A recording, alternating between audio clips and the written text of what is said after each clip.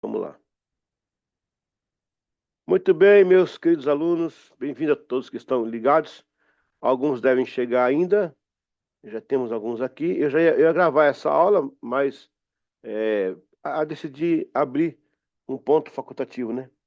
Porque nem todos poderiam estar hoje lá no salão, lá no local, então vou fazer por aqui mesmo. Bem-vindos, então, à nossa última matéria. Estamos encerrando essa jornada. Glória a Deus, hein? Que jornada, conseguimos. É um sentimento de dever cumprido, né? Que nós podemos. Olha, a gente começa um projeto assim de um ano, do jeito que vai a vida. Você nunca sabe como vai terminar, né? Se termina, né? Você faz plano aí, querendo de prato, 2 meses, 3 meses dá errado, às vezes. E nós conseguimos vencer aí um ano, né? Eu comecei esse curso, eu estava na Inglaterra ainda.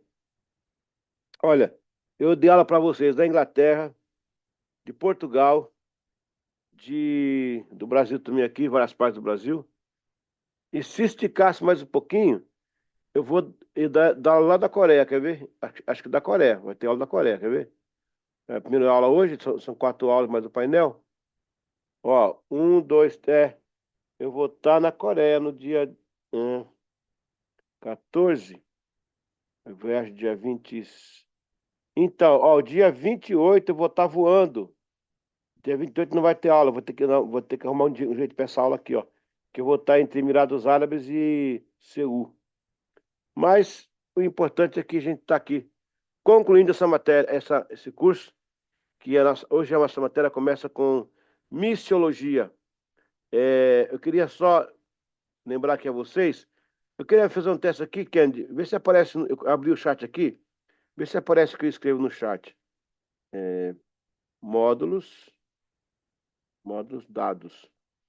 Vê se aparece para vocês aí. Parece. Aparece, Belinha? Então tá. Então módulo um foi teologia. Módulo 2 foi, opa, 2 foi historicidade. Cidade. Módulo 3 eclesiologia. Então, olha como é que foi a filosofia do curso. Muito importante esse vídeo depois salvar e passar, né, para todo mundo. O curso tem uma filosofia. Todo curso precisa ter uma filosofia. Não é a filosofia, né, a filosofia comum assim, não, mas é a filosofia de trabalho. Qual é a ideia do curso? Qual é o bojo? Aonde você quer chegar, né? Quais são os objetivos que o curso almeja? Então, no nosso caso, aqui, como é um curso intensivo, não é aquela teologia de 5 anos, de 4 anos. Até porque, eu vou ser sincero com vocês, esses cursos de teologia de 5 anos tem muita encheção de linguiça. Desculpa a expressão, tem muita encheção de linguiça. Deixa eu arrumar aqui essa câmera que não tá legal. Deixa eu arrumar aqui, peraí, um pouquinho só aqui. Acho que agora deu. Tem muito curso aí que é mais para esticar o curso, parece. Eu estava até falando com um grande aqui antes da aula, eu estou há 56 anos, 52 anos na sala de aula, eu já sei como é que funciona. Tem curso, cara, que já acabou, os caras estão jogando coisa lá para. Então, eu fiz uma coisa assim, eu pensei nas evasões que acontecem, né? Porque a vida inteira eu estudei em escola, inclusive aconteceu com a nossa aqui. Começa 40 alunos, termina com 10. Mas por que isso? Isso foi sempre um fenômeno que eu queria estudar. Tudo bem, eu sei que tem as coisas naturais, tipo, alguém, é, sei lá, até falecer às vezes, pessoas, ou alguém mudou de cidade, ou se ela paga o curso, não consegue mais pagar. Existem N situações que pode acontecer. Mas, em geral dos casos, o pessoal realmente assim, né, acomodado. Eu falei, gente, tem que fazer uma coisa que não perca muito aluno e possa impedir essa evasão. Aí eu criei esse curso, rapaz. Foi aprovado por várias plataformas, por várias entidades, né? Porque olha só, ele é uma teologia modular enxuta. Primeira parte do curso ali, ó, você vai falar teologia. É claro que você não vai entrar profundamente em alguns campos. Quem quiser entrar profundamente, Estuda mesmo, vai fazer alguns cursos. Eu tenho até uns cursos à parte aí depois, se quiser fazer, para você aprofundar mais. Mas aí, te deu um voo de drone, né? Teve uma ideia geral do curso, uma ideia geral. Isso que é importante, a ideia geral do curso. Pronto. Aí, a gente deu a pincelada em teologia, que é a parte que mais interessa para a gente. A gente foi para historicidade, porque é bom entender as origens, da onde veio o movimento, como aconteceu, de que forma, quem são os protagonistas, tudo isso aí. E aí, nós terminamos o curso com a prática. Que a eclesiologia já é a parte frontal, já é o lidar com o povo, já é o voltar para a ideia de comunidade, a Bíblia em si, a igreja primitiva, como a igreja é hoje, como ela trabalha os dons de espíritos, a interpretação, forma de falar, e vai por aí afora. Então, gente, eu acho que foi assim, um curso muito bem elaborado. Vocês não são a primeira turma, vocês já são rapaz, deve ser a 13ª, 14ª turma, na África, no Brasil, na Europa. Então, assim, Deus tem dado graça. Eu fico feliz por isso. Dito isso, vamos à matéria, missiologia, começamos hoje, estudo das missões, e vai ser muito importante a nossa carreira aqui, ok? Vamos lá, primeira parte, ok? Deus é um missionário, tá, gente? Deus, por excelência, ele é um missionário. Então, Deus, por si só, ele já é um missionário. Deus e sua visão missionária. Todos conhecem a fraseologia missões nasceu no coração de Deus. Outra sentença é pétrea. O que é pétrea, Kennedy? Me ajuda aí. O que é pétrea? Que é uma coisa pétrea? Você sabe? Sim. Sei que Petro tem alguma coisa a ver com fundação. Exatamente. Aquele que... Imutável, né? É pétreo. É eterno. Tá também envolvido com pedra, fundação, é isso mesmo. Deus tinha um único filho e fez dele um missionário. São afirmativas que nos desafiam a entender o coração de Deus, um coração de procura. Jesus disse em João 4:23, mas a hora vem e agora é, em que os verdadeiros adoradores adorarão ao Pai em espírito e em verdade, porque o Pai procura tais que assim o adorem.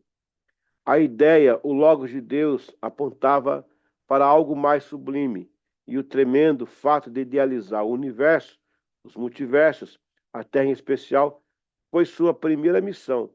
Neste caso, a visão de preparar o cenário para que se desenvolvesse toda a sua vontade em linguagem missionária. Gente, Deus é um ser que, por natureza, ele é realmente. O ser humano não consegue atingir a capacidade de nem entender o significado. A gente pode ter um conceito, né? Olha que interessante, o texto fala assim, ó. No princípio criou Deus os céus e a terra. Só aí, só nesse texto aí, que foi escrito há 3, 4 mil anos atrás, né? Quer dizer, 5, quer dizer, não, no caso foi Moisés, né? Então temos aí uns 3.000 anos, 3.500 anos, 4.000 anos por aí. Moisés escreve isso e olha só, no princípio nós temos o tempo, né? Criou Deus os céus, nós temos o espaço, e a terra, nós temos a matéria. Você tem no tempo o presente, o passado e o futuro. Você tem no espaço a largura, a altura, a profundidade. Você tem na terra o estado sólido, gasoso e líquido. Aí eu pergunto, se Deus criasse a terra sem espaço, ia pôr a terra aonde? E se ele cria o espaço sem o tempo, ia pôr o espaço aonde? Em que tempo? Olha que coisa interessante, ele cria, e aí são três criações distintas, né? Que é o espaço, tempo e matéria, e dentro delas uma tríade, que você tem as três ali, né? O tempo, já falei, né? O presente, passado e futuro, presente, passado e futuro, né? Olha que coisa extraordinária que Deus faz. Então, tudo ele pensou. Então, já que o homem peca, ele se torna o primeiro missionário. E aí ele começa a sua saga, né? Aqui na Terra, através das missões. Vamos para a parte 2 aqui agora. Ok. Deus deu sua missão na criação. Já na criação ele tinha sua missão. Por toda a criação percebemos a missão de Deus. Em detalhes maravilhosos, por exemplo, no princípio criou Deus os céus e a terra. Acabei de falar isso, ó. Acabei de falar isso aí. Mas acho que é outra ênfase agora. Aqui ele inicia sua missão. Tudo que Deus faz é uma missão, desde o princípio. Seu foco missionário inicia-se nele, por ele, através dele, pois ele é o Senhor da criação. Sua obra o revela. Sua missão está focada em três caminhos: revelar-se a si mesmo, então ele se revela aí, criar as coisas, formar a humanidade a partir da criação do homem. Está clara a definição que em todas essas coisas, e neste caso, engloba todo e todos os contextos, que sempre houve uma missão por trás de seus intentos. Podemos afirmar que Deus é o Senhor das missões.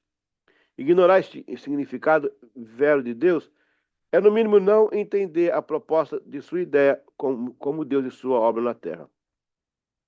Deus é a missão de Deus Deus é a missão de seus princípios. A missão de Deus, aludida no capítulo 1, deixa exposto a sua linha missiológica.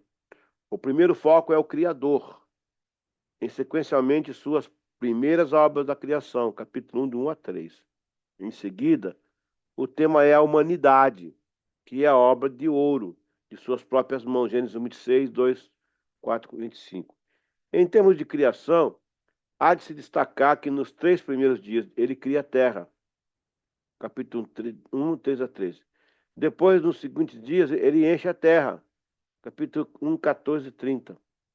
O que intercala esta missão criacional será a expressão de análise de qualidade. E viu Deus que era bom.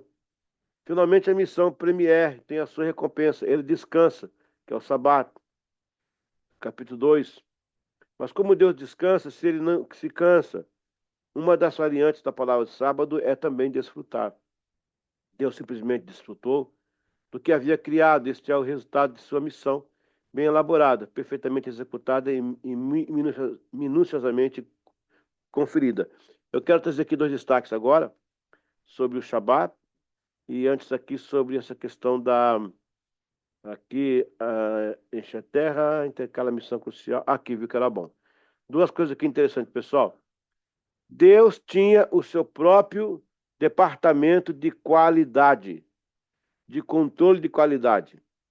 Vocês conhecem a expressão ISO 9002, ISO não sei o quê, que é Sim.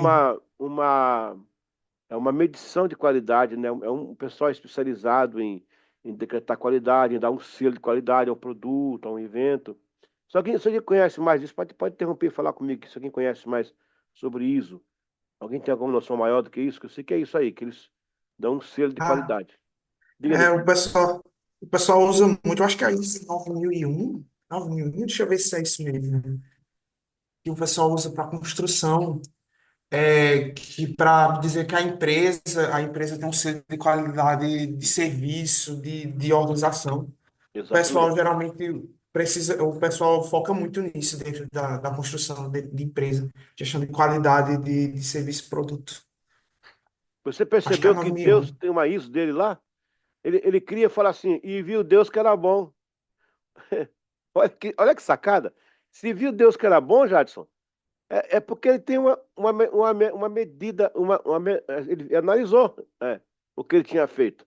Ele vai, analisa, fala, ó, ele fala assim, acho que eu vou colocar o sol mais para cá, deixa eu ver, a lua tá bem ali, o oceano, acho que essa terra aqui vai ficar legal aqui o oceano. Ó, tá muito bom, hein? Tá muito bom. Quem sabe Deus falou assim, ó, tá muito bom, vice. Pense, Deus falou assim, pense na coisa boa. E ele cria, então, o seu próprio departamento de qualidade. Olha que coisa linda. O outro ponto que quero cobrir, preste bem atenção. Preste bem atenção. Os tradutores colocaram a palavra sabat, sabat, por aí, sabat, como descanso, descanso.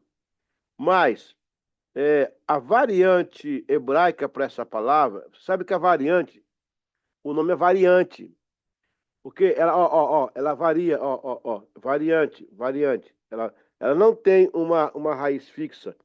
Ela dá ideia. Ela dá ideia. Por exemplo, Belinha, tá aí, né, Belinha? É isso? Belinha, você falar assim, ó. Se eu falar assim em português, vambora, vambora, vamos embora, vambora. Significa que estão mandando, né? É uma variante. Vambora. Inclusive, aí em Caruaru, nessa região, o homem fala com a mulher assim, ó, bora, rapaz. Mas é mulher, né? Mas é mulher, mas chama de rapaz. Bora, rapaz. Simbora, rapaz. Ó, simbora, vambora. A palavra. Tá falando, Jade? Tá falando? Tá dando áudio. É o áudio A vazou. volte. Ó, se eu falar simbora, vambora, vamos embora. E aí fala assim, bora, rapaz. Eu vi o irmão falar. Lá eu estava na igreja aí, pastor Marcos. O irmão estava assim com os filhos na mão, com a mãozinha nos filhos, a mulher conversando na porta. Ele, simbora, rapaz. Olhei para ela assim, falei, não é, rapaz, né? Mas tudo bem. É a variante, tá? Então, sabá, descanso, mas não é não. A palavra mais própria para o sábado é desfrutar. Anote isso aí. A palavra sábado, no hebraico, aramaico, ela está mais para desfrutar. Deus criou e desfrutou. Deus quer que você desfrute do tempo com a família. Ô, Jadson, o seu áudio está vazando aqui. Uma interferência de rádio, eu acho. Ó, aí, agora tá melhor. Deus quer que você desfrute. No final da semana, você trabalhou, vai desfrutar com a família, vai ver um filme, vai dormir um pouquinho mais. O sábado é mais para isso. Depois virou religião, né? O sábado virou religião, virou até dispositivo para salvação. Mas tudo bem. Mas a ideia era essa aí, era o descanso no caso do desfrutar. Vamos à parte 3. Deus é a sua missão, a sua maior missão. Agora vem a maior missão de Deus, né? O começo de tudo é Jesus. E o final de tudo é Jesus. O Senhor Jesus Cristo torna-se o epicentro, o emissor centrífugo, o sensor centrípeto de toda a obra de Deus à face da terra, na dimensão do universo e multiverso. Meu, essa frase ficou perfeita, hein? Esse parágrafo está perfeito. Eu vou ler de novo. O começo de tudo é Jesus. E o final de tudo é Jesus. O Senhor Jesus Cristo torna-se o epicentro, o emissor centrífugo, o sensor centrípeto de toda a obra de Deus na face da terra e na dimensão do universo e multiverso. O final de tudo e de todas as coisas é Jesus. Deus antecede ao pecado preparando o cordeiro. De outra maneira, necessário lhe fora padecer, muitas vezes, desde a fundação do mundo. Mas agora, na consumação dos séculos, uma vez se manifestou para aniquilar o pecado pelo sacrifício. Hebreus, de si mesmo, Hebreus 9, 26. A missão final da cruz já estava implícita em suas primeiras obras. O haja luz pode ser direcionado ao povo que estava assentado em trevas. Viu uma grande luz aos que estavam assentados na região da sombra da morte. A luz raiou. Mateus 4,16. Eu quero cobrir aqui 2 pontos, deixa eu ver aqui. Aqui, 3 pontos que são pontos profundos de revelação. Hein? Primeira coisa que o texto fala em Hebreus, ó, ele fala assim, ó, de outra maneira necessário lhe fora padecer muitas vezes desde a fundação do mundo. E agora de uma vez só. Então preste bem atenção. Cada cordeiro que era morto lá no passado apontava para Cristo. Por isso que fala que ele padeceu várias vezes através do cordeiro. Mas aí ele veio pela última vez, de uma vez só, ele foi imolado e morreu de uma vez todas. Preste atenção. A Bíblia diz que o sacerdote ia uma vez lá no sepulcro não, no Santo dos Santos, uma vez por ano, para redimir toda a nação. Olha o protótipo aí funcionando. O outro ponto que eu quero colocar também aqui, nessa parte, é quando fala que, isso aqui um pouquinho mais, agora tá, a missão final da cruz já estava implícita em suas primeiras obras. Ok, aqui são 2 pontos importantes. Quando Jesus morre na cruz, a primeira adoração que ele recebe não é da igreja. Até porque estava começando a igreja. Ela ia realmente se consolidar lá em Atos 2. Mas se você pegar Lucas 27, a Bíblia fala que, vendo ele morrer, vendo Jesus expirar, dar o grande grito, né, consumado, o centurião e os que estavam com ele adoraram, dizendo: Este verdadeiramente era filho de Deus. Então, pessoal, se pasme com essa revelação. A primeira adoração que Jesus recebe após a sua morte vai ser de gentios, de romanos. É a primeira vez que, fora do contexto de Israel, Jesus é adorado como cordeiro. Ou seja, ali é um ato profético liberando a adoração para as nações. O que até então era atributo de Israel, através antigamente de Levi, e agora posteriormente por Judá, na morte de Cristo ali, ele abre o leque para o mundo inteiro adorá-lo. Quando o centurião romano e os seus liderados romanos adoraram, dizendo: Esse verdadeiramente é o Filho de Deus. Olha que revelação. A outra parte é a parte do haja luz. Aí eu quero ver até se o Kenny e o Jardim quer participar aí, ó. Quando a Bíblia fala assim, ó, disse Deus, haja luz. Só que aí, no quarto dia que vai vir o sol e a lua. Criarei luminares para a noite, para governar o dia, para governar a noite. Como é que se explica isso? Tinha luz ou não tinha luz? Que luz é essa que ele está falando no capítulo 1, no versículo 2, né? Disse Deus, haja luz. Você já tinha os luminares lá, depois ele criou os luminares. Ele criou os luminares? Não tinha luz. Antes, como é que se explica isso? Bom, eu vou dar aqui a minha explicação. Espero, se você quiser participar, fique à vontade, porque essa aula é profunda. O fato do Senhor falar haja luz, ok. Podemos definir essa luz, empiricamente, como o conhecimento, o lançar da sabedoria sobre as coisas, a ideia da criação, a ideia da fertilidade dos mundos. É uma luz que Deus manda no caos, que não havia sabedoria. Mas a luz que ilumina, também está implícita aí. É interessante porque quando você olha para o espaço, aqui da Terra, sem telescópio, à noite lá estão a estrela brilhando. Mas, na verdade, quando você vê as imagens de uma espaçonave, ela não está no escuro lá no espaço, não está no escuro. Mas aí, professor, e como é que fica o Sol e a Lua? Vamos explicar. Deus simplesmente pega, já tinha iluminação, é, ele pega e junta, né, o Sol para assimilar calor e luz para o dia, aquilo do que tem de luz, o Sol revela bem forte. E à noite a Lua reflete sobre aquilo, sobre o Sol reflete sobre a Lua reflete do Sol, e ela mais ilumina a noite. Existem noites que não tem lua, que ela fica muito escondida e não é tão escuro. A gente sabe que é escuro. Então, o que me leva a crer que se fosse essa luz, a luz, essa luz aqui, ó, luz, como estão vendo, luz iluminada, então o mundo seria 24 horas, né, na luz. Então, eu levo a crer que está implícita a luz.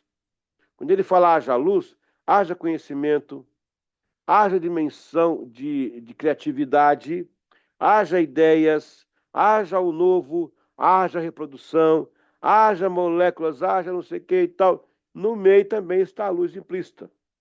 Porque se eu disser que foi só luz, luz, luz mesmo, só luz, eu vou ter que explicar por que Deus coloca então os luminares e por que a noite sem a lua era noite mesmo. Alguém quer participar aí? Pode se manifestar.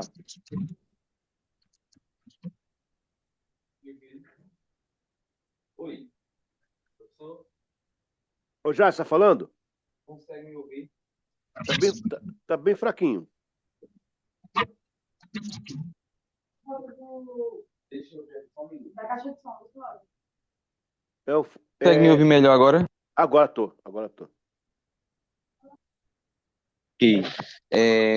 Eu vejo também assim, a criação dos astros, aliás, a criação de estrelas, constelações e etc., por aí vai. Vamos analisar da perspectiva de um pintor, de um artista. Deus está fazendo a sua arte, a sua maior arte até então, né? Todo o universo. No princípio a gente vê que tudo era escuro, que tudo era trevas, mas assim, a luz de todo o universo era Deus. Afinal de contas, ele é luz. Na cidade de Deus a gente sabe que ele é a própria luz. Então, assim, a- é, os astros, ao meu ver, ele vem como uma definição de função. Você vai obter essa função. É até estabelecido desse jeito no Gênesis, tem algumas versões da Bíblia. Sim, É a função da lua, a função do sol, as estrelas e assim por diante. Essa questão do quarto dia, eu analiso ela da seguinte questão, né? A fase é como se o autor, o artista estivesse na metade, em 50% ali, de sua criação. Estou tentando falar numa linguagem bem simples, sabe? sim, sim. Para quem está ouvindo entender. Então, esse quarto dia é quando ele dá uma virada. E o ponto que o senhor destacou também sobre Deus ter olhado para a obra dizendo, é mais ou menos assim, concluir, né? Tá bom, estou analisando. É como se ele dissesse, era isso que eu queria fazer mesmo. Uhum. Era desse jeito que eu queria. Era isso. É como alguém que vai compor uma música, compor um quadro, pintando ou qualquer coisa, e ele começa, sem ser nada intencional nem programado. Ele quer que a inspiração seja natural. Uhum. Então, ele deixa que brote, que aconteça. E ele começa ali fazendo o que era para ser um risco e um rascunho, mas quando ele termina, ele vê uma obra-prima. Ele faz, era isso que deveria ter saído de mim mesmo, era isso que eu esperava. Ei, Então, poeticamente, eu analiso assim. Tecnicamente, eu poderia usar outros termos científicos, mas eu sim, prefiro hoje analisar assim. sim. E veja bem, Jadson, você olha para o céu, você vê tanta estrela brilhando. Se aquela luz brilhasse Sim. forte para cá, ninguém conseguia ver nada. Ia ser um conflito de luz. Vap, vap, vap, aquela coisa iluminada. Então, a luz está retida também nesses pontos. A luz já existia, já estava contida. É como se eu tivesse luz do universo e eu pegasse um pouquinho da. Vou juntar aqui, ó. Juntar aqui um pouquinho, vai virar sol. Pronto. Ilumina aqui, sol. Jogar aqui um pouquinho, virar a lua. Apesar que a lua não tem luz própria, né? Ela reflete. Então Deus pega o sol aqui, ó. Parei luminares, aí, ó. Pega eu preciso da luz aqui, vamos lá. Porque se fosse luz por luz, a gente não conseguia nem olhar para cima, de tanto iluminado. A luz está implícita na criação. Ela não precisa se revelar também. Isso. É uma dimensão que ela se esconde. E aí vamos parar. Ô, Kennedy, você É, quer entrar, Kennedy? porque cada estrela é um sol, né, professor? E quando a gente vai se aprofundando, eu estava vendo um filósofo há 2 dias atrás, e ele falando sobre. Ele começa a partir do Sol, aí ele vai aumentando para a quantidade de estrelas, galáxias, universo, cosmos, aí vai avançando. Ele faz. Se uma pessoa começa a ficar nisso e ele não crê em Deus e não fica maluco, É igual. O eu não tenho que que para eu ele, posso não. colocar? O que que eu posso colocar? É igual o som. O som no espaço existe som no espaço, só que está nas linhas eletromagnéticas. Nós não temos condição de captar, só o receptor adequado para isso. Se o nosso ouvido lesse ondas eletromagnéticas, todo mundo era moco. Você não conseguia andar tanto barulho na cabeça o dia inteiro. Então, a gente é uma dimensão de som, é uma dimensão que é preciso uma leitura específica. É como eu vejo a luz. Aí quando você pega um rádio, o que é um rádio? A televisão. O rádio e a televisão são elementos que leem a faixa eletromagnética para os hertz, pode ser audível no mundo humano. A questão da luz também é isso. Deve ter uma luz, quem sabe, eletromagnética, que é numa dimensão que você não tem acesso. Deus pega, tira daquilo ali e joga no luminar, joga numa estrela, a distância. Porque é incrível, você vê o espaço escuro e lá as estrelas estão brilhando, só que o brilho delas se fosse aberto, seria aquele monte de luz para cima e para baixo, e ela se mantém ali. Então, quando Deus cria o sol, realmente já havia luz. Deus pega a luz de algum lugar, faz um monte maior e chama isso de sol. Ok, Isso. E a nossa perspectiva de luz é um pouco simples, né? Às vezes a gente analisa apenas a luz do sol ou das estrelas, mas assim, como o senhor falou, tem essa luz que foi criada pelo homem, de um certo ponto de vista, né? A luz que a gente usa em casa. A gente sabe que os animais, a gente, quando se bota um aparelho, dá para ver que a gente emite um tipo de luz também. aham, É tanto que o infravermelho das pessoas escondida por conta que se emite calor e luz. Então, daí vai por diante, né? Então, assim, as coisas de Deus é é. extraordinárias. Vai, Kennedy, quer participar aí, Certo. Kennedy? Olha, sobre essa questão aí do Gênesis, eu vou me abster um pouco de visão científica, eu gosto mais de olhar sob o ponto de vista simbólico. Ah, porque realmente, do ponto de vista científico, não faz muito sentido o sol ser criado depois da luz. Porém, o que é que a gente pode tirar sobre simbologia, pelo menos assim, entendo, né? Além da questão da revelação divina sobre o agir de Deus a partir da palavra, a gente vê que é como se fosse o primeiro ato que conecta o mundo a Deus, né? Eu acho que eu até dei uma pesquisada um pouco sobre as letras, eu acho que são três letras. Eu até pedi aqui o GPT para me lembrar que as três letras que faz a palavra luz, que é o Aleph, Vav, Resh, você vê que cada uma dessas letras ela tem uma conexão profunda sobre o que seria a luz, né? Você tem como a luz como a primeira criação de Deus, como algo que revela aquilo que é único, o Deus único, a luz que faz a ponte entre os céus e a terra, através dos feixes de luz. E você vê também que ele tem um pouco sobre a questão de guiar. Então, já pegando sobre o ponto de vista dos gregos, já pegando um pouco sobre na questão dos persas, então a gente vê como a criação de Deus, né? A luz como a revelação divina que encaminha e que guia o mundo, né? Através da questão do Logos. Não é à toa que em João 1, a primeira coisa que Deus faz, né, é a luz. Então, você pega sobre o ponto de vista que está lá em João, a primeira coisa que Deus faz é a luz através da sua palavra. Então, a luz, ela é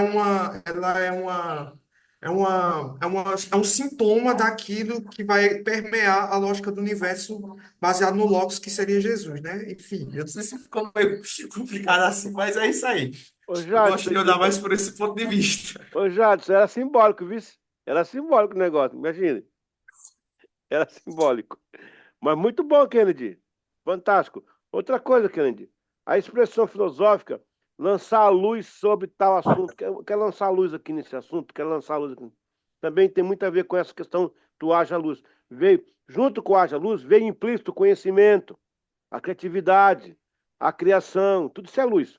Outra coisa importante também aí é que nesse haja luz, é, aí me fugiu aqui. Eu ia falar, comentar outra coisa bem importante ainda nesse haja luz. Mas é isso aí. A luz que foi jogada, a gente só pensa, é como o Jades falou também. A gente só pensa menos no brilho, mas tem muita coisa envolvida na luz aí. Você pode falar nesse haja. Ah, lembrei. É, a nossa formação nessa aula vai ficar na história. A nossa formação do DNA que é composta pelos polímeros, né, com os cromossomos do pai e da mãe, que vai coligado com as quatro propriedades, que é a guanina, a timina, a citosina e a adenina. Nos seus pontos radicais, você tem a 5-sucarose, e na ponta primeira, nós temos o fosfato, 5-fosfato, 5 átomos de fosfato. Então, Salmo 109 fala que o Senhor nos criou ainda informe, no ventre da mãe. A primeira coisa que ele faz ao criar é jogar luz de novo. A luz já está implícita.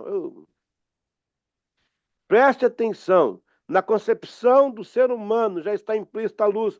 A formação primária do DNA é os 5-fosfatos. A secundária, 5-sucarose. A terciária, os cromossomos ligados aos polímeros, as propriedades, pegando outro polímero, para produzir os aminoácidos, que são as proteínas. Daí criar os ribossomos, que vai caminhar o DNA para outra pessoa e a outra formação. Gente, é maravilhoso. Então, nós já fomos criados com luz. Haja luz. Já estava implícito a nossa criação. Meu Deus, meu Deus, meu Deus.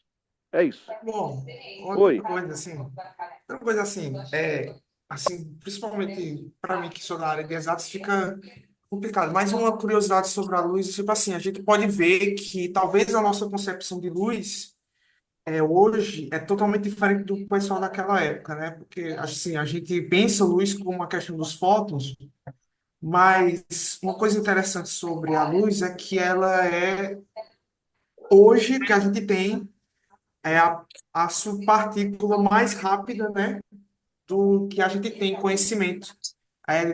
Ela é mais ou menos, a velocidade é de 3 vezes 10 a quinta quilômetros por segundo. Yeah. Nada até agora que a gente conheça supera a velocidade da luz. Então, é uma coisa assim bem interessante, de como assim a luz ela perpassa essa questão da energia, né? Então, muitos teólogos eles dizem que essa luz ela é como se fosse uma questão primordial, como se fosse a criação das famosas, né, daqueles gases que tem no início do universo. Mas, assim, eu não sou muito dessa área, mas Uau. muitos deles acreditam nisso.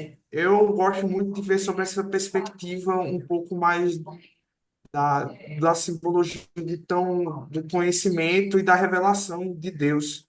Mas também tem essa interpretação aí que o pessoal usa bastante. Pois é, por isso que eu tô falando que as multifases de você entender a luz, né?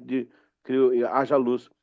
Por exemplo, Belinha, quando você vai entrar numa sala que está escura, a primeira coisa que a pessoa faz, até a criança, a sala está escura, está de noite, a pessoa abre a porta. Qual é a primeira coisa que a pessoa faz? É achar o chinelo? É achar o carrinho? A roupa? Ela faz o quê? Ela vai no interruptor? Exatamente, tá vendo, Kennedy? Como é uma coisa tão natural do ser humano isso? Queria a luz. Agora o celular tem a lanterninha, né? Qualquer coisa que precisa, você vai no celular e pá, a lanterninha. A gente tá sempre acendendo a luz, cara. Brincadeira! Olha que coisa linda isso, né? Rapaz, essa aula vai ficar na história, viu? Vamos embora. Mas alguém quer participar? Que a coisa tá boa, hein? A coisa tá boa. Alguém quer participar mais aí? Lançar mais luz sobre o assunto? E já depois de falar aí sobre física e astronomia, mas agora Ah, não. vai. Pois é, o fosfato que aparece no DNA humano vem de fósforo, que é do grego, que é luz também. Chama de spark, né? Que chama spark. Que coisa assim interessante, interessante. E outra coisa também interessante falar com vocês, eu morei nos países que tem neve, né? Olha como Deus é sábio, né? Olha como Deus é sábio, é redundante, né? Falar isso. Olha a sabedoria de Deus, né? Lá nesses países, não sei quem aqui já morou em países assim, quando vai nevar, é uma luz diferente. A nuvem, você vê a formação da geleira, ela reflete no sol, dá é um nublado diferenciado, não é como no Brasil ou nos países tropicais que não tem neve. Mas ela avisa que vai cair. Não cai neve igual chuva. Cabrum, caiu chuva. Não. Ela avisa. Ela avisa 3 dias que vai cair neve. Deus sabia que um dia, Jadson, pessoas iam morar naquelas regiões. E Deus já preveu na natureza que ela avisasse: olha, vai cair neve, corra, que vai cair neve, meu filho. Pense na neve troncha que vai cair. Aí Deus deu para o homem a possibilidade de olhar a luz e dizer assim: olha, vai cair neve. Até a chuva também. A chuva também avisa. Quando ela é muito forte, ela se aglomera, fica aquele nublado. Deus já sabia e programou tudo isso aí. Interessante, né? Glória a Deus. Demais, demais. Pastor, Oi, é, eu tava, tá me ouvindo, né, bem? agora tá bem. É, eu tava lembrando, né, que a Bíblia ela se revela ainda mais nos pequenos detalhes, né? A gente olha para a sarça, é um tipo de luz, e Deus se revelando através de um tipo de luz. Lá Exato, na frente, exato. conversar com Moisés, já é outro tipo de luz, porque Deus ali está presente. É tanto que o povo não consegue olhar na cara de Moisés direito quando Moisés retorna. Quando a gente olha para a perspectiva de luz, a gente esquece que até um vagalumezinho está acendendo algum pozinho ali dentro dele que está gerando um tipo de luz também. Quando a Exato. gente parte para o universo, que a gente lembra da teoria do Big Bang, que eu acredito muito na possibilidade real do haja de Deus ali, que é quando a ciência explica que foi uma explosão que fez as coisas irem acontecendo, é um tipo de luz também que acontece ali. Ou seja, quanto mais a gente vai buscando, não é nem recursos para englobar o nosso argumento, mas sim, buscando os detalhes, a gente vai vendo a dimensão de Deus e o quão a gente se torna ínfimos, insignificantes diante de um Deus tão grande. É extraordinário. Tem coisas que a gente analisa de um nível técnico, mas tem coisas que a gente tem que parar e assim começar a admirar a dimensão da grandiosidade de um Deus e dá inteligência a gente para a gente entender o mínimo. Eu estava analisando meu irmão a teoria de Einstein, mas quando a gente começa a analisar, parece que ele começou a tirar algumas conclusões da Bíblia, Com sabe? certeza. Algumas teorias de Einstein. Se você for analisar, ele foi tirando conclusões da Bíblia, mesmo que não tenha sido admitido ou contado em livros ou qualquer que seja Com o certeza. ponto, mas é dali que está o segredo. E aí já tem outros detalhes também. Aí você começa a entender, quando eu comecei esse ponto da aula, dizendo que essa luz, o haja luz, não foi só a luz de brilhar. Está implícito aí, ó. O que Bíblia fala lá em Provérbios? No princípio era a sabedoria. A sabedoria já está lá. O que é a sabedoria? É um tipo de luz. A sabedoria está implícita, está ligada à decisão. Não confundir, não confundir sabedoria com conhecimento. Aqui agora a gente está adquirindo conhecimento. Essa aula aqui vale ouro. Mas a sabedoria é como você olha para a situação e toma a decisão correta. Eu conheço pessoas indoutos da roça que faziam a decisão correta. Isso é sabedoria. E a sabedoria, o conhecimento você adquire. A sabedoria Deus dá. A Bíblia fala que a sabedoria busca e Deus dá. Então, quando falar já luz, vem no pacote de sabedoria.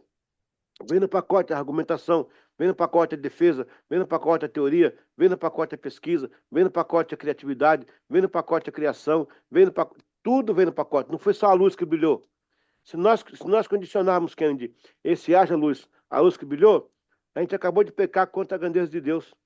A gente acabou de ferir, né, a grandeza de Deus. Então, por isso que eu estou explicando. Os luminares que aparecem no quarto dia, é simplesmente Deus juntou um pouco, a luz maior e colocou para governar, mas que já estava explícita, estava jogada ali, né? Vamos em frente. Meu Deus, coisa linda. Isso é o quê? Oi, Ah, já sei. As bolinhas. isso é o quê? As bolinhas. Ah, as bolinhas, eu acho que são os planetas, né? As bolinhas são os planetas. Ó, o pastor nunca participa. Quando ele participa com um conhecimento desse aí, maravilhoso. Vamos em frente. Eu acho que ele está conversando com a Amanda, ou sei lá, com alguém lá. Vamos lá. Vamos continuar aqui. Que aula maravilhosa, hein? Vamos para a segunda aula então, pessoal. As missões na Terra. Eita, coisa boa. Missões com o homem. A missão de Deus com o homem inicia-se na formação, Gênesis 26. O Senhor forma a espécie e já se relaciona com a mesma.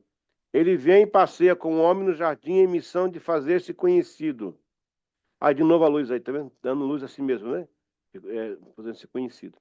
Sua missiologia sempre teve um alvo, a humanidade. O significado de passear, de acordo com Gênesis 3:8, é o mesmo andar, é como dar passos, caminhar, mover-se, deslocar-se por força da própria ou não, avançar. De certa forma, Deus assume uma forma observável para Adão. É óbvio que Deus não cabe neste mundo. Ele jamais se limita ao mesmo, nem no espaço e muito menos no tempo. Ele está acima e afora de qualquer forma de existência ou tamanho. Porém, como Deus e Supremo Criador, pode assumir formas, inclusive humana.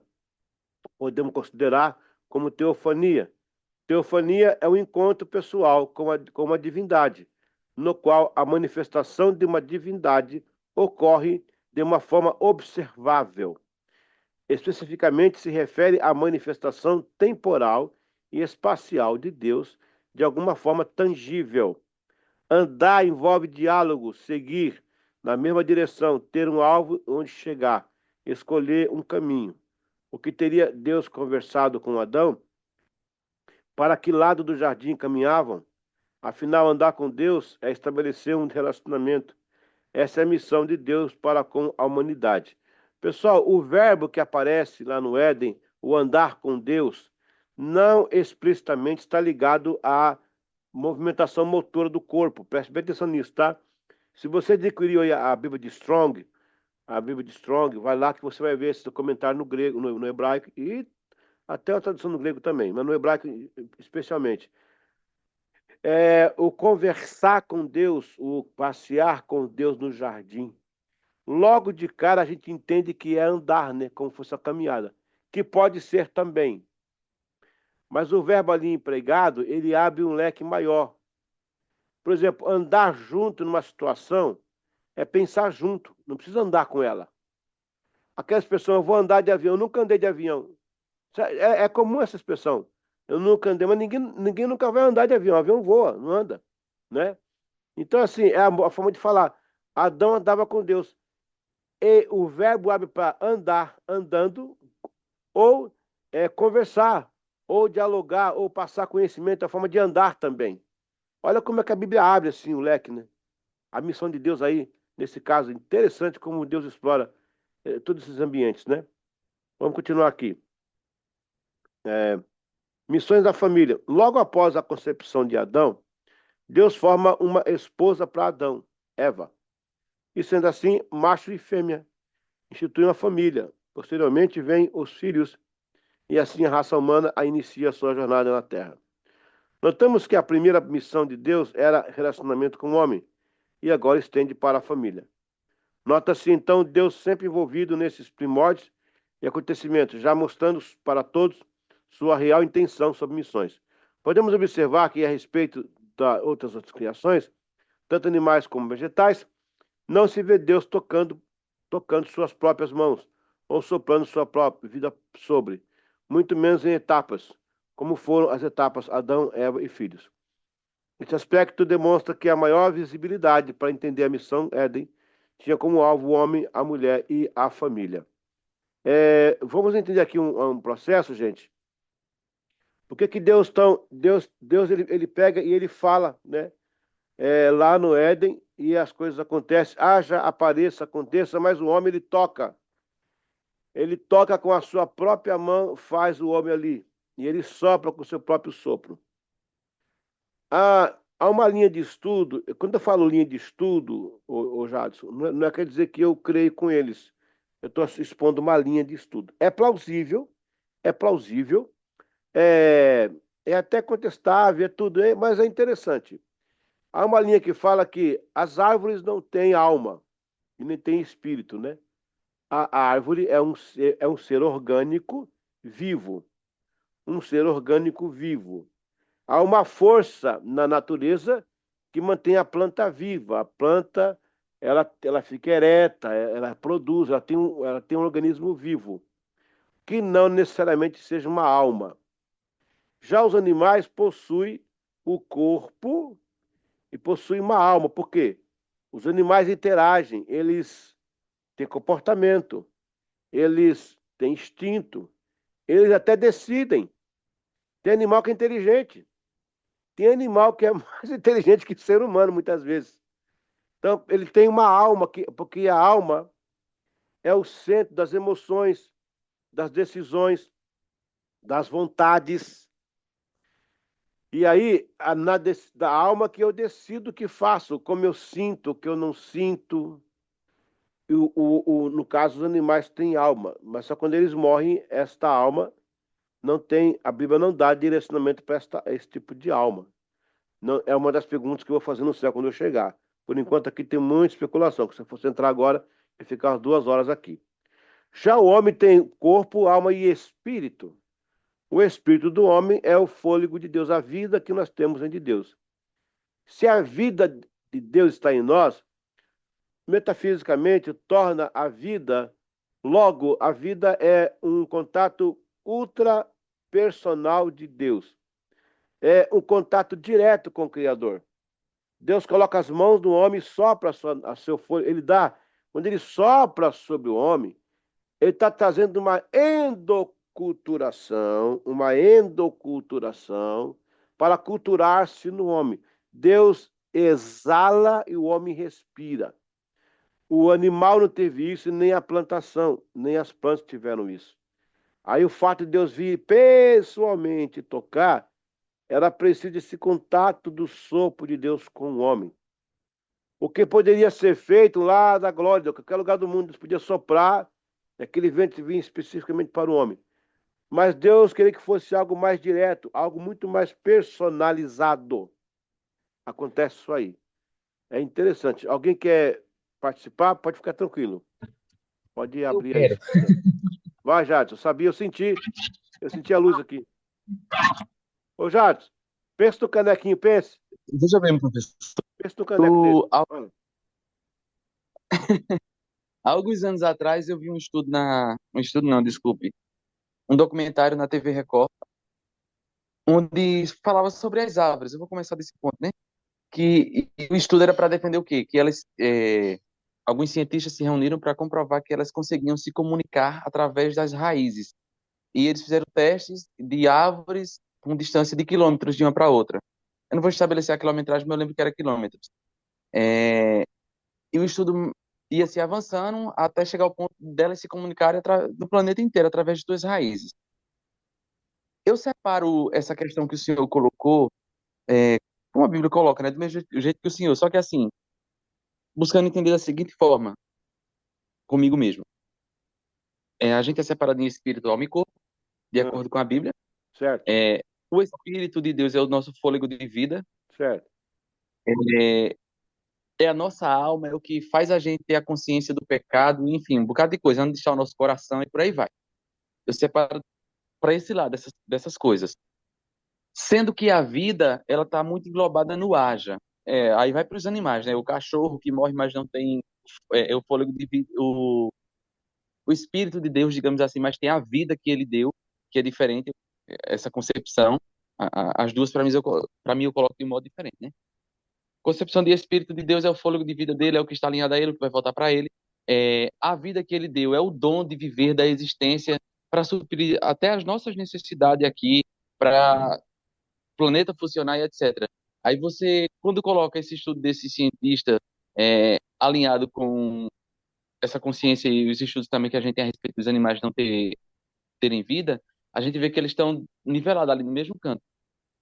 Assim como os peixes, assim como qualquer espécie de vida que existe, bactérias, etc, etc. Elas sempre estão na perspectiva de ter só a vida e não o fôlego de vida, que seria o Espírito de Deus. É como se Deus, é, o senhor bem colocou aí agora há pouco, né? Tratou a gente de maneira mais pessoal, o ser humano de maneira mais pessoal. Tanto que, diferente dos outros, a gente é um ser racional, não porque os animais não raciocinam, né? Mas é racional no máximo, digamos assim, da inteligência que é possível que a gente consegue deduzir e entender como inteligência. Até porque eu estava vendo um vídeo muito engraçado de um caramelo que o camarada ia tirando o carro de ré e sem perceber passou com o pneu traseiro do carro por cima do rabo dele. O cara foi deixar o carro estacionado na frente da casa e foi dormir. Você não acredita? Tá filmado isso, eu vi hoje o vídeo. O cachorro reuniu mais ou menos mais uns 10 cachorros, se juntou, arrancou o para-choque de carro, mordeu o pneu, furou o pneu de tanta mordida que deram e foram acabando com as peças que era possível tirar do carro de fora. Ou seja, o animal é racional também. E ele é Ó, tanto que ele consegue ter revolta e gerar uma revolta, né? Mas assim, eu separo desse jeito, se o senhor conseguiu entender, pastor. sim, não, não, eu quero cobrir isso. Vamos primeiro pegar o princípio das árvores, né? No caso aí, a árvore, no caso também aos animais, o instinto natural, o Jadson, ele engloba a questão da autoproteção, autodefesa, a ofensiva e a autossobrevivência. Deus deu ao cachorro, como você falou aí, né? Ele deu essas coisas já no pacote pronto. O instinto ali, ele tem ele não precisa decidir. Ele tem necessidade, ele então desperta um desses gatilhos: autoproteção, autodefesa, ofensiva, autossobrevivência. Ele come, porque você vê que o leão come lá os bichos, ele não tem dó de bicho nenhum.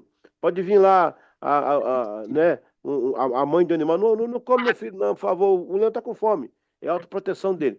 Então, não quer dizer que eles sejam racionais por isso. O fato do cachorro aí no para-choque, eu já vi outra cena, rapaz, cada uma.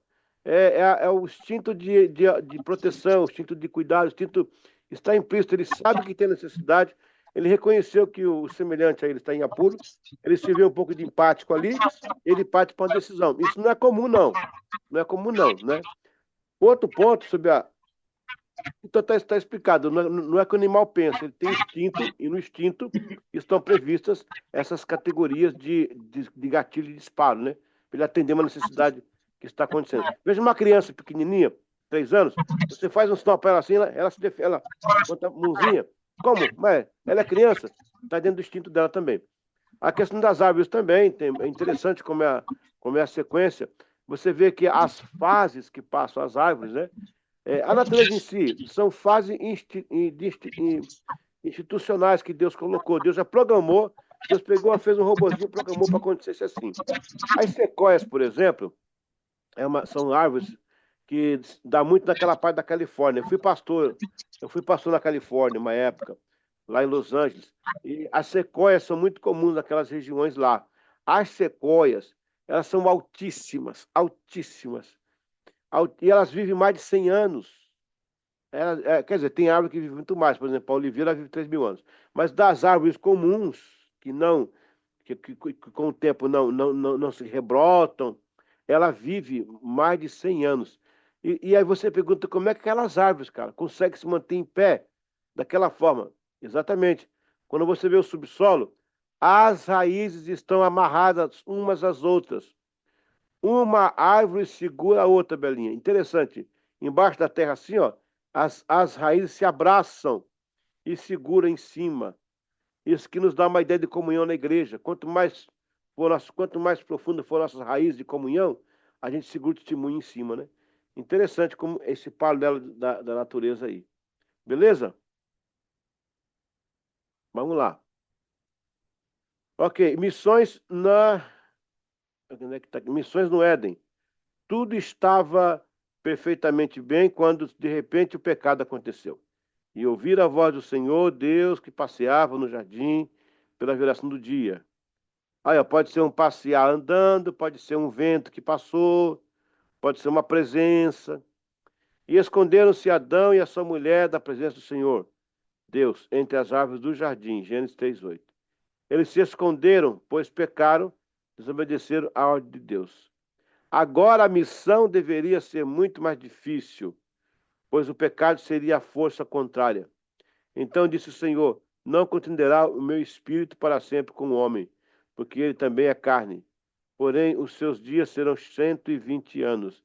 Gênesis 6:3. Já notamos aqui claramente uma subdivisão entre as coisas do céu e da terra. O pecado inaugura uma divisão outrora não existente, e a partir desse momento Deus permitirá as missões para reunificar o relacionamento provocado pela ruptura efetuada pelo pecado. Um ponto aqui para esclarecer a vocês, quando o texto fala aqui, ó, o homem, então disse o Senhor, não contenderá, porém seus dias serão 120 anos. Aqui tem uma coisa ambígua, porque alguém disse assim, a partir de agora aqui, o homem só vai viver 120 anos. Não, não, porque aqui está ligado a Adão e Eva ainda. Nós vamos ter outros que vão viver, Matusalém, quase 1.000 anos, o 100, 600 anos, o Noé, mais uma pancada. Esses 120 anos, você está no seminário, está aprendendo, está sendo direto, no caso, esse tipo, dessa época aqui, depois de Adão, eles viveriam 120 anos até que se pregasse ali o tempo da, da Arca do Senhor, como é que chama ali, meu? Do dilúvio, né? Está ligado aqui ao tempo do dilúvio, quando houve aquela pregação de 120 anos feito pelo Noé. Isso é uma linha de pensamento. Existem outras linhas também. Há aquela linha mais radical que diz, não, 120 anos mesmo, acabou, mas depois os homens vivem mais do dilúvio. Outros não colocam esse verso dentro do dilúvio. Mas só para dizer que aqui tem algo ambíguo. Né? A Bíblia não fecha esse assunto, mas é só para a gente pensar um pouquinho mais sobre isso aqui. De fato, o homem não está chegando nem a 100 hoje mais, né? Parece-me então que é uma profecia para os nossos dias mesmo. Então o pecado inaugura. Eita, que confundi. Agora confundi o que tudo. Pera aqui. O pecado inaugura um processo. Opa. Ai, peraí. Acho que eu passei aqui, mano. Desculpa aí.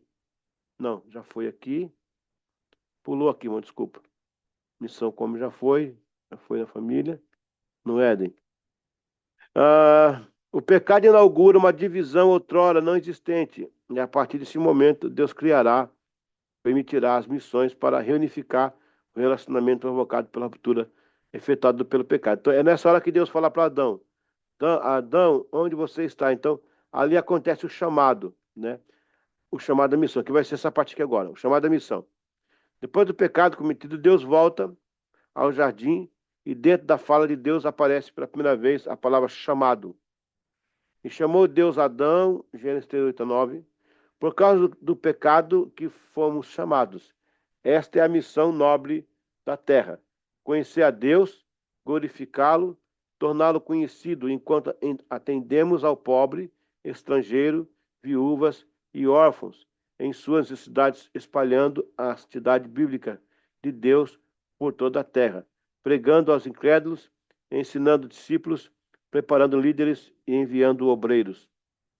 Veja o poder desta afirmação: conhecer a Deus, glorificá-lo, tornando-o conhecido. Que, aliás, eu acabei de usar essa frase como divisa para a igreja, né? Uma comunidade, né, com vivendo em santidade, multiplicando discípulos, líderes e grupos, né? Conhecendo a Deus, glorificando, tornando conhecido. Quando você conhece a Deus, fatalmente você vai glorificá-lo, e ao glorificá-lo, você torna ele conhecido. Então, no Éden começa essa luta agora aí, para entender esse chamado de Deus na vida do homem. A partir do pecado, então, pessoal, a partir do pecado, então, intensifica-se essa questão do chamado. Vamos para a parte 3, para a gente encerrar a noite de hoje, que já são 21 horas e 3 minutos, estamos aqui um bom tempo. A missiologia no Antigo Testamento. Vamos fechar com isso aqui, depois vou abrir um pouquinho para vocês aí. A missão com Noé agora. Em Gênesis capítulo 6:14, Deus ordena a Noé para construir uma arca. Essa é uma alusão clara no AT sobre missões com objetivo de salvação. E o plano de Deus em Cristo revelado nesse episódio é maravilhoso. A intenção de Deus no dilúvio era destruir a iniquidade. É certo que muitos morreram por causa do pecado, mas Deus deu a chance de salvação ao usar Noé para pregar a salvação do dilúvio para quem entrasse na arca. Noé pregava arrependimento, mas a geração violenta o ignorou. O pecado não foi eliminado, o dilúvio, porém, serviu de fundo para entendermos a aniquilação do pecado na cruz de Cristo. O projeto de Deus na vida de Abraão era fundar uma... Peraí, deixa eu voltar aqui um pouquinho na questão do Noé ainda, pera um pouquinho. Gente, só para entender aqui o negócio. Noé, quando Deus envia o dilúvio para Noé ali, qual que era o sentido do dilúvio? Era dar uma limpada na terra, por causa da maldade. Mas você acha que ia mudar? Você acha que ia limpar mesmo se o homem continua sendo homem até que Cristo viesse na cruz? Claro que não. Só que é o seguinte, cara, a maldade cresceu de uma forma assustadora. Deus teve que arrefecer para dar um basta naquilo, reiniciar, dar um restart na humanidade, para vir desenvolvendo aos poucos as leis, os preceitos, os decretos. Mas antes do dilúvio, que não havia a lei explícita, o pecado chegou a um momento assim estonteante, algo fora do comum. Vai ter aqueles casos dos nefilins, que nós já estudamos, dos gigantes, as anomalias que acontecia, aquela questão do filho de Deus, né, casado com o filho dos homens e tal, e a gente já estudou sobre isso aí. O fato é, a vida antes do dilúvio era tão perversa, tão mal. A Bíblia fala que se multiplicou a maldade de uma forma que incomodou a Deus. Cara, eu não tenho ideia que seja isso. Eu já até pensei nisso, não tenho ideia. Mas para Deus chegar e te falar, vamos dar um restart, foi algo muito forte. E depois do dilúvio, ele tentou ainda, mas aí veio Noé com aquela situação do vinho lá, da nudez, as maldições que ele lançou. Noé não teve controle emocional sobre a situação, acabou lançando maldição na vida dos filhos. Bom, hoje está aí de novo a humanidade precisando de um novo dilúvio, né? A coisa está muito feia. Eu acho que está igual no tempo de Noé, né? Ou se não tiver, pior, né? Misericórdia. As missões, então, com Abraão. Abraão está em missão já. Abraão tem a missão de conquistar a terra de Canaã, né? Para trazer depois esse povo Cristo ao mundo.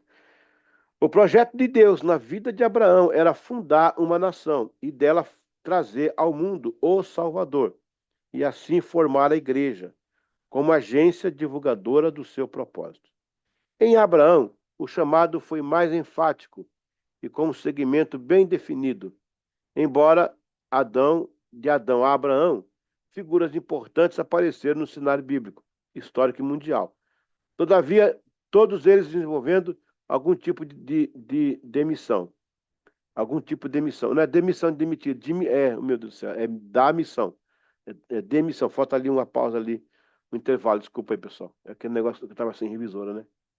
Abel na missão da primícia, Abel na missão da primícia, Sete na missão da linguagem do bem, Enos e Enoque na missão da adoração e comunhão com Deus, Noé na missão da arca, com a pregação já soterológica, onde a arca era um tipo de salvação, Sem na missão de miscigenar, o povo escolhido para a missão do Messias, e assim Deus inicia com Abraão uma chamada de objetivo bem claro. Ora, o Senhor Deus disse a Abraão: sai da tua terra, da tua parentela e da casa do teu pai, para até aqui eu te mostrar. Eu vou ler aqui de novo, pessoal, que é muito importante aqui. Olha que interessante isso aqui. Abel na missão da primícia, Sete na missão da linhagem do bem, que é um dos casos que se aplica, né? Aquela questão dos filhos dos homens casaram com as mulheres, casaram com os filhos de Deus. Nesse caso aí, ó, aí pode ser a linhagem do... Quando eles deixaram de casar com a linhagem de Sete para casar com a linhagem de Caim, né? É uma daquelas veias, daquelas linhas que nós estudamos naquela vez sobre o dilúvio, né? Enos e Enoque na missão da adoração, lembra? Os dois aí, ó, interessante, né? E comunhão com Deus. Noé na missão da arca, com a pregação soteriológica, onde a arca era um tipo da salvação. O Sem na missão de miscigenação, né? É o povo escolhido, no caso Israel veio de Sem, que são os semitas. E assim ficou bem claro também a chamada de Abraão. Ficou claro ali em Abraão, patriarcas, israelitas, judeus, Jesus e a igreja. A missão foi assim partidada. Missão de Abraão ainda. A missão de Abraão, entre outras, foi a tipologia da projeção profética sobre Isaac, apontando para Jesus e o Calvário com o Cordeiro substituto. Depois, a missão de Isaac tipifica o próprio Jesus e sua missão de permanecer misterialmente nos limites de Israel. Pois dos patriarcas, Isaac foi o único que não saiu da Terra Santa. Vou ler isso aqui de novo, hein? Eita, que aula abençoada. Depois, a missão de Isaac tipifica o próprio Jesus e sua missão de permanecer ministerialmente nos limites de Israel. Gente, olha isso aqui. Pois dos patriarcas, Isaac foi o único que não saiu da Terra Santa, porque tanto seu pai Abraão como seu filho Jacó, ambos entraram no Egito, saindo dos limites de Canaã. Depois de 215 anos do povo de Israel dentro do Egito, Deus levanta Moisés para um chamado específico, trazer o povo do Egito de volta para a terra prometida. Moisés recebe esta árdua missão em uma experiência com Deus no Monte Sinai. Todo chamado só acontece depois de uma experiência pessoal. Todo chamado é feito diretamente por Deus para quem ele escolheu chamar. Moisés desenvolve 3 missões, uma pessoal, uma liderança e outra coletiva.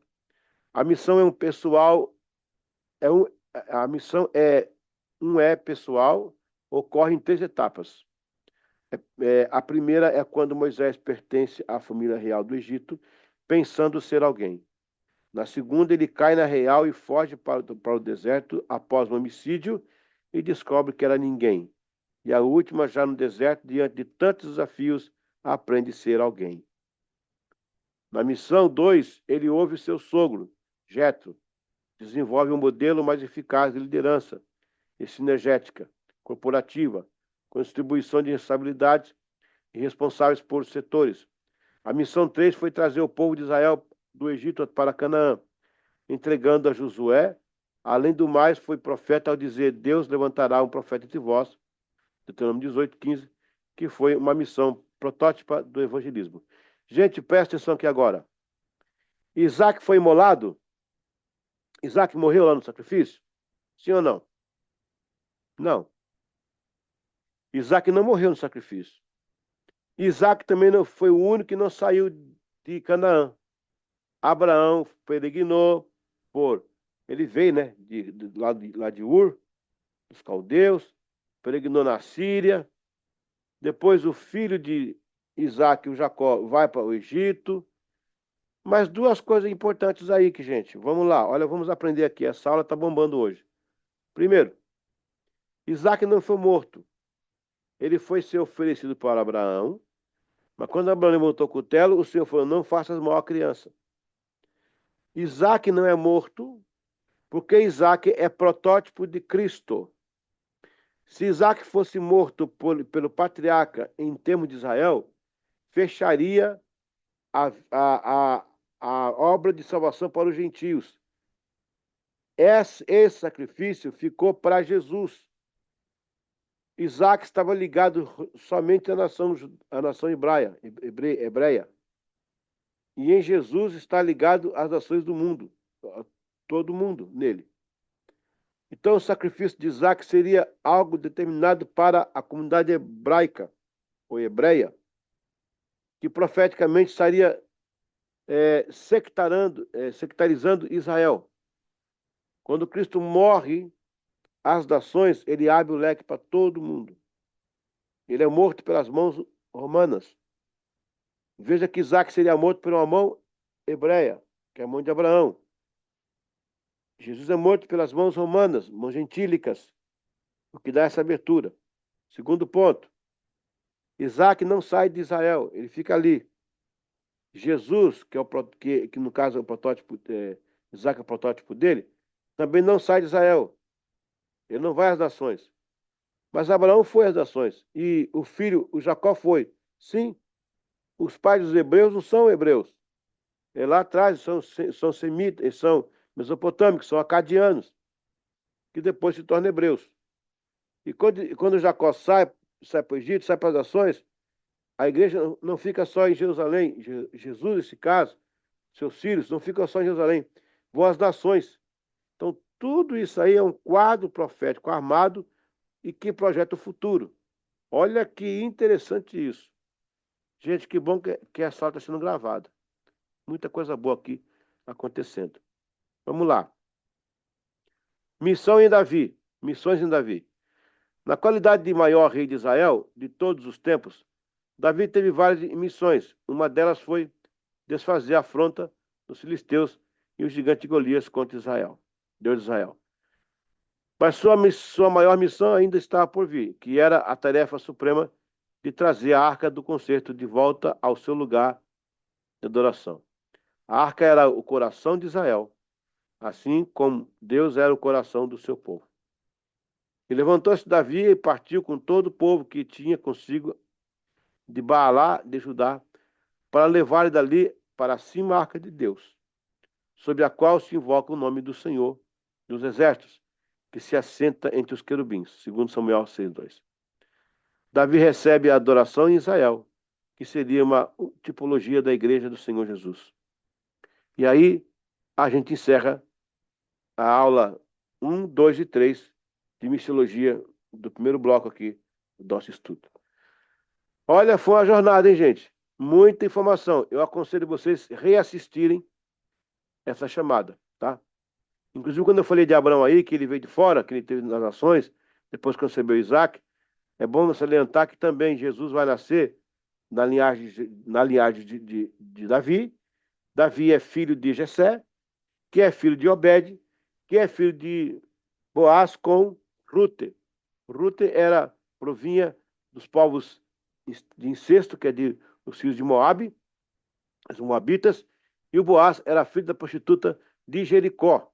Claro que ela se converteu, a prostituta se converteu, casou com um israelita, teve Boaz, e Ruth também se converteu, foi morar com a sogra, acabou conhecendo Boaz. E aí você pode olhar para trás e ver que Jesus não teve uma família perfeita. Deus não foi parcial. É a graça de Deus.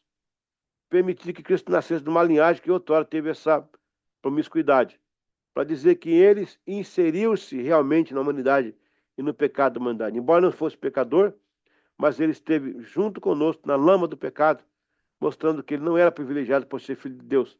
Ele tinha uma família com problemas também. Não importa quem é a sua família, importa o que ela vai ser depois que ela se converte. É isso aí. Ok, pessoal? Alguém quer participar de alguma coisa a mais? Eu acho que essa aula foi muito legal, hein? Olha, puxa vida, que É, bênção. Kennedy, tem uma coisa a dizer. Eu vou falar sobre da aula anterior, que eu achei interessante, que eu acho interessante, assim, vou passar aqui uma interpretação minha. Quando você pega sobre o ponto de vista do que é a mensagem, né, de Deus, a gente tem que olhar pelo ponto de vista do que é que tem dentro do livro de Gênesis. Como eu disse, eu gosto de ver ele sob um ponto de vista mais simbólico. Quando você pega, por exemplo, a divisão, já como você falou sobre a questão da alma e do espírito, né? Acho que no grego é psique e pneuma, né? Que vem é, dessas duas coisas. é, Você pega a questão da pneuma ele está ligado ao sopro, né? Então, é muito interessante sobre o ponto de vista do pessoal que vivia naquela época, porque é o seguinte, olha para o povo daquela época, quando é que uma pessoa morre? Quando ela não respira mais, ela não tem mais o fôlego. aham, Então, é muito interessante quando ele diz assim, que na vida ela ocorre por um ato divino. Então, a gente só tem um fôlego porque foi Deus que deu esse fôlego, né? Ele se inseriu dentro da gente, é aquela fagulha da vida, né? Então, no momento que o ser humano ele se afasta, né, na questão do pecado, que é o desvio do divino, o ser humano, ele se aproxima da morte porque ele se afasta da vida. Então, eu acho assim bem interessante que essa imagem, legal, essa visão da vida e da morte, ela tá associada muito a essa figura, essa linguagem, né? Do sopro que Deus dá, que dá vida ao humano, e que o pecado, aquilo que o afasta, leva à morte.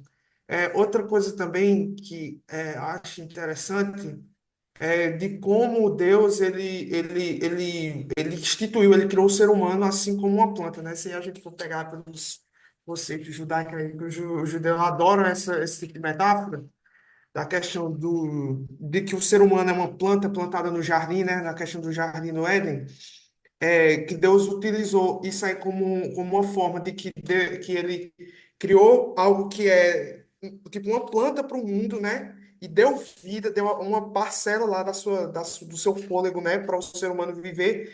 Então, acho bem interessante como Deus coloca o ser humano como uma planta que, que, que, que cresce e que tem essa singularidade de conexão com Deus com Deus e a matéria, né?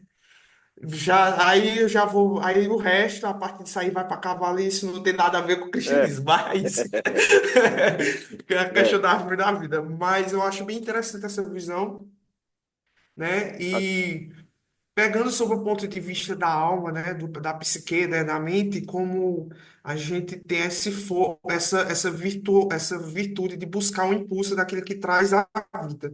Então, o ser humano, querendo ou não, ele tem sobre o ponto de vista da alma aquilo de buscar essa conexão, né, no amor profundo com o divino, que seria representado pelo espírito, né, a pneuma. Se você pega a lenda de onde vem a palavra da psique, que é o da Psiqueieros, aí sim. você vê toda essa busca intensa do ser humano. Então, eu acho assim que quando você pega sobre todos esses pontos das culturas e vê como é construída essa imagem, eu acho que fica muito rico e muito interessante essa perspectiva daquilo que é a vida e que é a morte, que é a mensagem principal, né, do Evangelho, que é onde há Deus que dá o fôlego é onde tem vida. Aquilo que se afasta da vida só sobra a morte. Qual é o salário do pecado? É a morte, porque você se afasta da vida. Então, é isso aí. Você me fez escrever uma frase aí que é um neologismo aí, ó. Seria insuficiência respiratória espiritual. O cara tá perto de Deus, tá com vida, tá respirando, ele se afasta, ele começa a sentir falta de ar e morre sem Deus. Deus vai saindo aos poucos, assim como o ar sai dos pulmões. Achei interessante a metáfora aí. Muito boa, gostei. Rapaz, essa aula aqui é um tesouro, viu? É um tesouro grande. Muito Ô, bem, professor, pessoal. Ô, Jadson, vai lá. rapidinho. Esse ponto que Kennedy traz, ele é interessante, que ele se torna um outro ponto um pouco. Deixa- eu vou trabalhar um pouquinho no sentido que Nikola Tesla falava, né? Se a gente começar a separar as coisas no mínimo de 3 pontos, a gente vai descobrir muita coisa sobre o universo que a gente não faz nem ideia que existe, sobre a vida, sobre a fé, É entre porque outras nós, coisas. é porque nós não O entramos conceito ainda da na trindade do Craig. na teoria de Fibonacci, né? Não entramos na teoria de Fibonacci. Aí, menino, vai lá, manda bala. Aí o que acontece esse, esse ponto do fôlego de vida é interessante exatamente porque ele trata objetivamente da vida e não exatamente da essência dela, né? Ele trata como se fosse a vida material, Aham. enquanto a gente está respirando, enquanto a gente tem existência, enquanto dentro da matéria ocupa alguma coisa. Mas quando eu estava analisando, né? É, essa questão da luz é tão importante que uma mãe não dá o sopro, ela dá a luz, né? É, Não é interessante? é. Ela dá a luz. Aí se você começa a analisar os detalhes dali, ela dá a luz por quê? Porque a criança vem para o mundo e vê a luz, porque ela propaga a vida, por Propaga a isso e por vida. outras coisas. Aonde a gente vai chegar, né? Exato. Rapaz, o leque é muito grande aí, né? Volta É, naquele princípio da luz ser englobado aí, não só a luz de clarear, né? Mas nesse sentido aí também, isso. todos esses sentidos aí. Conclui, Jadson. Essa hora era para ser duas, professor. Só Hã? tem essa reclamação. Eu Ah, só é? tenho uma reclamação, essa hora era para ser duas. Qual que é? Como é a reclamação?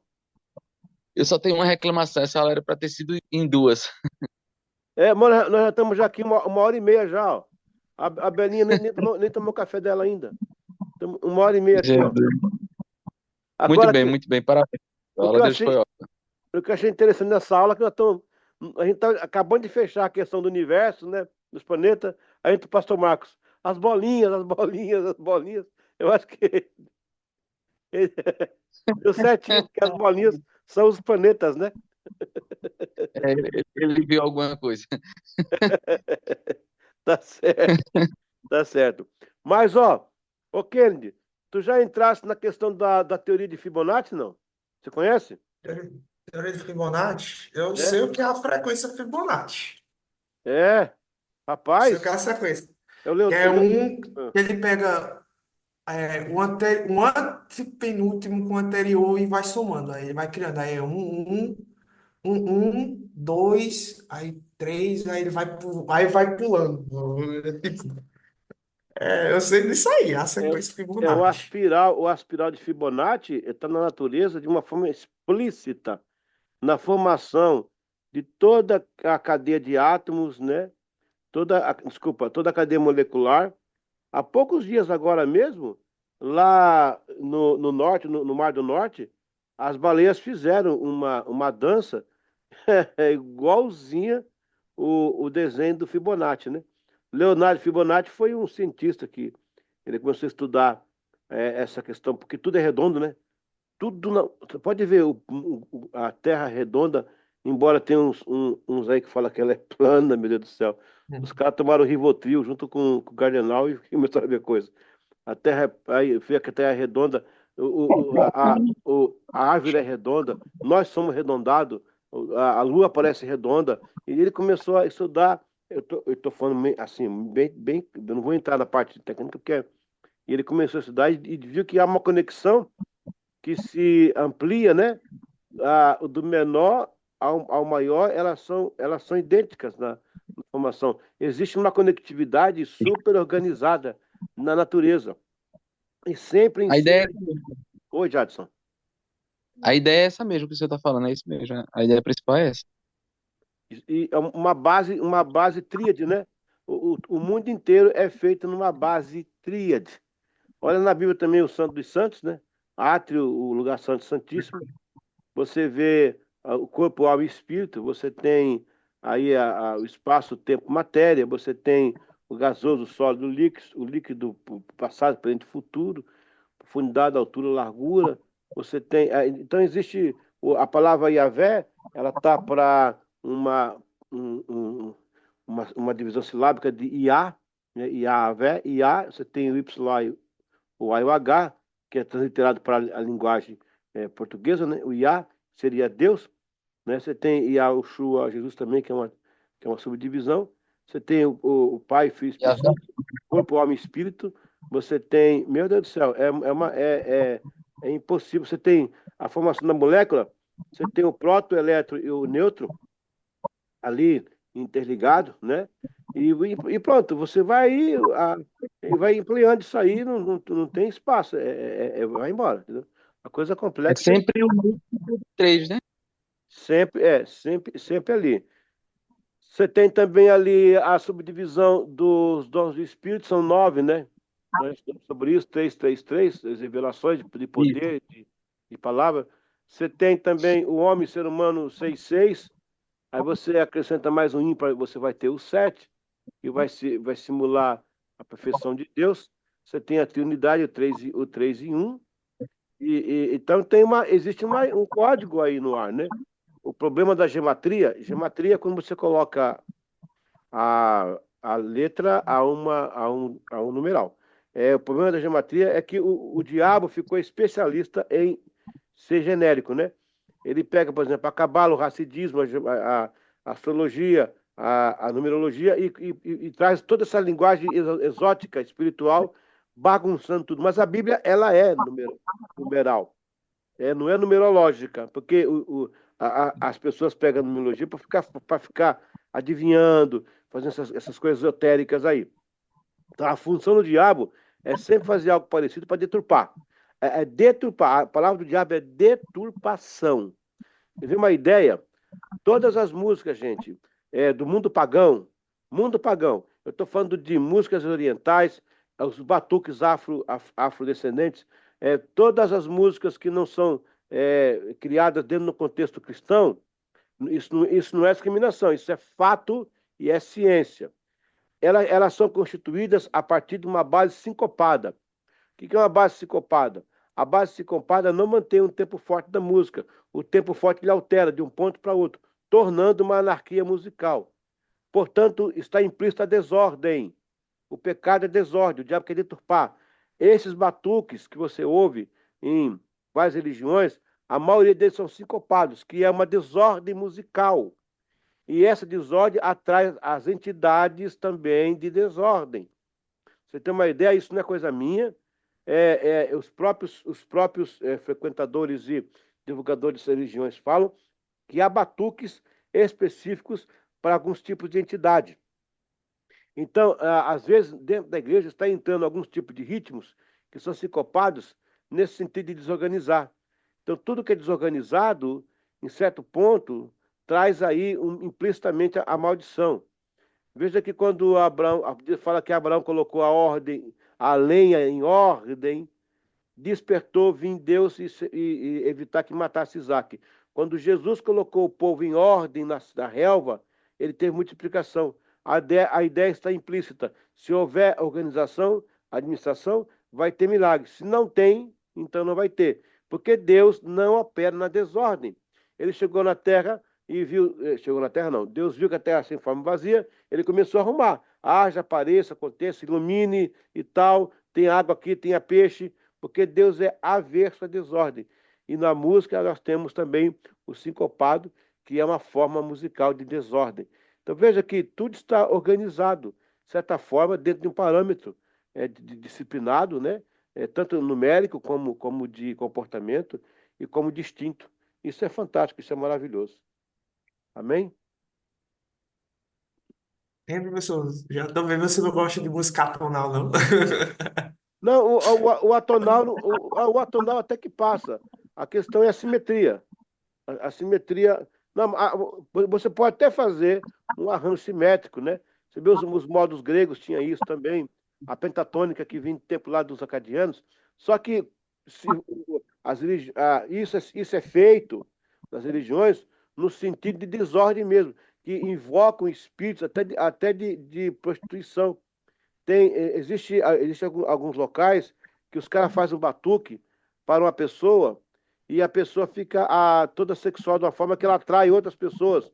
A pessoa não tem nem aparência, mas aquele batuque, aquela entidade que vem, acontece isso. O atonal Ele não quer dizer, ó, Kenny, vamos lá. O atonal não significa uma proposição de ritmos desarticulados. O atonal, ele é um fruto de uma cultura sem conhecimento básico de música. Porque o atonal vai vir até o século XI ali, quando a polifonia chega, e aí o Guido d'Arezzo começa a colocar ordem nas coisas, aí o atonal vai perdendo seu tempo, tanto é que não tem mais coisa atonal hoje. O atonal era a ausência de um conhecimento musical adestrado.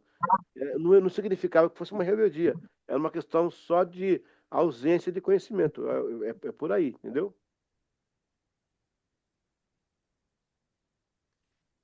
Alguém mais aí? Vamos fechar? Vamos dar descanso pro professor, tá bom, né? Bora, bora. Ok, É, pessoal. pastor. Depois a gente tem que conversar aí sobre as cábalas da vida. Pois é, acabar é um Eu, problema. eu acho, bem interessante, apesar de ser bem Cuidado, estranho. viu? Cuidado, viu? Tem coisa boa lá, não tem coisa boa na cabala. Tem coisa boa na cabala, mas a maioria meu Deus do céu. Ó, É aí estranho. alguém escreveu aqui, que conteúdo, Pastor, parabéns a todos. Amém, gente. Glória a Deus aí pelo carinho. A teologia hebraica, que ela tem muitas coisas interessantes, cara. Por exemplo, a questão do 0%, você conhece o 0%? não, 0%? não. O 0% é uma ideologia judaica, é interessante, porque ele consegue tirar de 0% 100% ele sai de uma situação de 0% para 100%. Eu vou dar aqui um exemplo. Isso é uma lenda judaica. Quando um juiz recebeu um réu, um acusado de uma morte, um cara matou um outro, um rapaz matou um outro e fugiu. Mas tinha um rapaz na cidade que era judeu, que se parecia muito com o assassino. Pegaram o cara como se fosse assassino, mas ele não era. Só que tinham muitos dizendo que ele era, porque ele queria matá-lo, e outros diziam que não, que ele não fez nada, que só parecia com o cara. Mas o juiz era daqueles que queria matar o judeu, queria acabar com o judeu. Aí o juiz falou o seguinte: gente, já que não temos provas contundentes, não temos provas materiais, também não temos como defender, nem como acusar, eu vou fazer o seguinte: vou pegar dois papéis, eu vou escrever em um culpado e no outro inocente. Vou fechar, vou embaralhar e jogar na mesa. O que ele escolher vai ser a sentença dele. E se ele é judeu, crê em Deus, Deus vai dar para ele o papel da inocência. Só que o juiz maldosamente escreveu culpado e culpado. Então, partindo da premissa em que o juiz teria escrito culpado e inocente, vamos colocar que ele tem agora 50% de chance, certo? Mas quando o juiz escreve culpado, culpado, ele passa a ter 0% de chance. Então, o que ele faz? Ele dá o princípio 0% que o judeu usa. Ao olhar para os papéis, ele pega um dos papéis e come e engole o papel. Come, mastiga e engole. E o juiz se levanta. Mas, rapaz, você comeu o papel. Saberemos agora a tua escolha. Ele disse, assim como o senhor falou, o senhor escreveu culpado nenhum e no outro inocente. Abra o que ficou. O que ficou é o oposto do que eu comi. E aí ele foi inocentado. Pegou? Isso é cabala. Boa, boa. A cabala. É Ah, meio esquisito. É meio esquisito. Mas depois a gente fala sobre isso aí, que é bem interessante. Eu acho bem interessante. Apesar que, assim, muitos dizem, eles dizem que é um conhecimento milenar antes, mas, segundo os historiadores, é uma coisa da Idade Média. Mas, a cabala, a alquimia. Outra coisa, a cabala também tem uma questão muito boa, que é a questão da organização financeira. Então, a cabala peca na espiritualidade e na teologia. É onde eles pecam. Aí é onde fica feio o negócio. Mas parte daí, essas coisas são conhecimentos judaicos adquiridos e reunidos durante a vida, né? Que é interessante. É isso, pessoal. Beleza, Jades? Podemos ir para casa? Tudo certinho? Bom, professor, boa noite. Foi ótima aula, parabéns, Deus abençoe. Foi Até a bênção. próxima. Foi bênção. Boa noite para todos. Kennedy, um abraço. Bilinho, um abraço. Pastor valeu. Marcos, Nedson, também, todos aí. E a quem vem depois assistir. Até segunda-feira que vem, Deus quiser. em nome de Jesus. Amém, pessoal? Glória a Deus. Shalom.